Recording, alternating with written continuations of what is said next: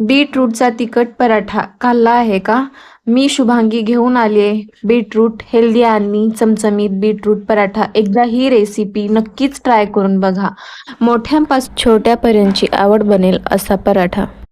3 चमचे गव्हाचे पीठ, अर्धा चमचा बेसन पीठ, अर्धा चमचा रवा, हिरवी मिरच, अद्रक लसूण याचा पेस्ट असलेला ठेचा, 1 चमचा छोटा ओवा, चवीनुसार मीठ, एक किसलेलं बीट, तूप घालून जिरे, कढीपत्ता, कोथिंबीर याचा तडका घालायचे. परत पूर्ण सगळं एकजीव करून चपातीच्या पिठासारखे आपणाला मऊ पीठ तिंबून घ्यायचंय. मळलेल्या पिठाला 10 मिनिटं झाकून ठेवायचे. 10 मिनिटांनंतर आपल्याला जशी आपण नॉर्मल चपाती लाटतो तसं लाटून घेऊन त्याला तूप लावून हाय टू लो फ्लेमवर पराठा भाजून घ्यायचा आहे.